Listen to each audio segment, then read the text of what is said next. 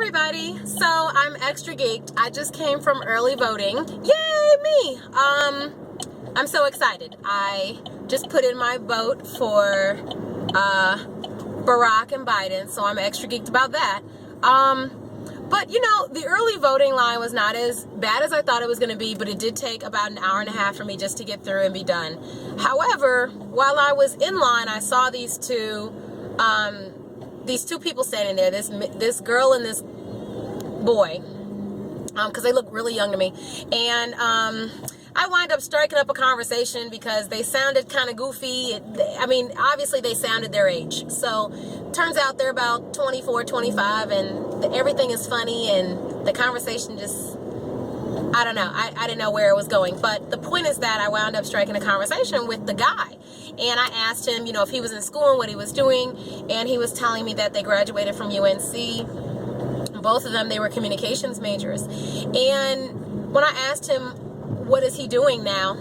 He told me where he was working, and I asked him if he was happy at his job, and he told me no. And I asked him what he would rather be doing. And he told me right then, you know what? I'd rather start an interior design business. And I just kind of looked at him and I smiled, and I asked him why he has not tried to start it yet. Why he has not started it yet. And he said, you know, me and her, we were just talking about this today. I mean, I should just do it. And then I said, well, what's holding you back? And then he just kind of looked at me dead in my eye and said, fear. I guess I'm afraid. And now I don't even know this kid. And I said, what are you afraid of? What your parents will think? What your parents will say if you fail? And he said, yeah, I feel like I've done everything I was supposed to do. I went to high school, I graduated high school. I went to college, I graduated college. I bought a house, I got a nice job right out of college. I did everything I was supposed to do. And I have a nice job now. And if I try to start something and I don't succeed, my parents will not be pleased. And I asked him if his parents are going to pay his mortgage if he loses his job, and he told me no. So I asked him what really mattered to him the most, to be happy with what he's doing or to please his parents. And he told me to be happy with what he's doing. So then I proceeded to ask him what he's listening to. And he just looked at me confused, and I said, well, what are you reading? And then I interrupted myself and said, what are you really reading? Really, really reading? And he told me flat out, nothing. And at that point, I thought about Outwitting the Devil, that book that Adrian Hines and some folks in Empower Network have been talking about, reading Outwitting the Devil. Apparently, it's just a mental game changer. So I told him about Outwitting the Devil. I wrote it down.